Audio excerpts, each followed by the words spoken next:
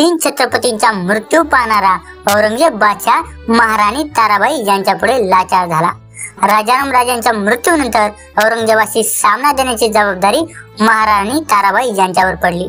मोगल मराठा संघर्षात युद्धाची सूत्रे पूर्णपणे ताराबाई चालवित होत्या याची ग्वाही या मोहिमेवर हजर असलेले मोगलांचे इतिहासकार देतात। हफी खान म्हणतो, राजारामाची बायको ताराबाई हिने विलक्षण धामधूम उडवली। त्यात तिचे सैन्याचे नेतृत्व आणि मोहिमेच्या विस्ताराचे गुण प्रकाशाने प्रकट झाले। त्यामुळे मराठ्यांचे आक्रमण आणि त्यांची धामधूम दिवसेंदिवस वाढतच गेली। भीमसेना सक्सेना राजारामाच्या मृत्यूनंतर त्यांच्या अल्पवयीन मुलाला त्यांच्या जागी गादीवर बसवण्यात आले, पण सगळा कारभार त्यांच्या आईच्या हातात आला। तिने इतकी उत्तम व्यवस्था केली की सगळे मराठा सरदार तिच्या आज्ञेशिवाय काही करत नसत। महाराणी ताराबाई यांनी 1705 ला पन्हाळा किल्ला जिंकला व मोठ्या जिद्दीने औरंगजेबाशी लढा देण्याचे ठरवले। त्यांनी मोठ्या हिमतीने काही योजना आखल्या होत्या। गडागडावर स्वतः जाऊन जातीने पाहणी केली, सरदारांना योग्य सल्ले व आदेश दिले। मराठ्यांचे गेलेले बहुतेक सर्व गड महाराणी ताराबाई यांच्या सैन्याने मिळवले होते।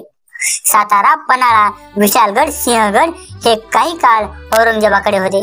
ते महाराणी ताराबाई यांनी परत मिळवण्यात यश मिळवले। मोगली सैन्याला महाराणी ताराबाई यांनी त्रस्त करून सोडले होते। अनेक वर्षापासून मराठ्यांशी लढून मोगल सैन्याची हिंमत खचली होती।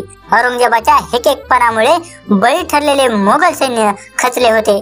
तीन छत्रपतींचा मृत्यू पाहणारा औरंगजेब मात्र एका स्त्रीला हरवू शकला नाही। 20 फेब्रुवारी 1707 रोजी औरंगजेब मरण पावला। त्याच्या मृत्यूमुळे ताराराणी विजयी झाल्या। खऱ्या अर्थाने राष्ट्राला जेव्हा आवश्यकता होती तेव्हा महाराणी ताराराणी यांनी राज्य चालवले। समर्थपणे सतत 7 वर्ष मोगलांशी झुंज देऊन लढा दिला व मराठेशाही जिवंत ठेवली।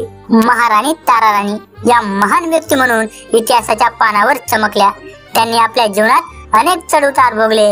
अगणित स्वतंत्र प्रेम, निपक्षपातीपणा, प्रामाणिकपणा या मूल्यामुळे त्या सतत संघर्ष करीत असत। छत्रपतींची कर्तृत्ववान सून, राजाराम महाराजांची पत्नी, सर्ववीर रियासतीची निर्मिती अशा विविध भूमिका गाजवीत महाराणी ताराराणी वयाच्या 86व्या वर्षी सातारा येथे मृत्यू पावल्या। महाराणी ताराबाई यांची माहुली येथे समाधी आहे। सन 1913 साली कोल्हापूरकर छत्रपती शाहू महाराजांनी पन्हाळा किल्ल्यावर छत्रपती शिवाजी महाराज यांच्या पुतळ्याजवळ एक मंदिर बांधले व तिथे त्यांनी महाराणी ताराबाईंच्या पादुका ठेवल्या व तेथे नोंद केली, महाराणी ताराबाई।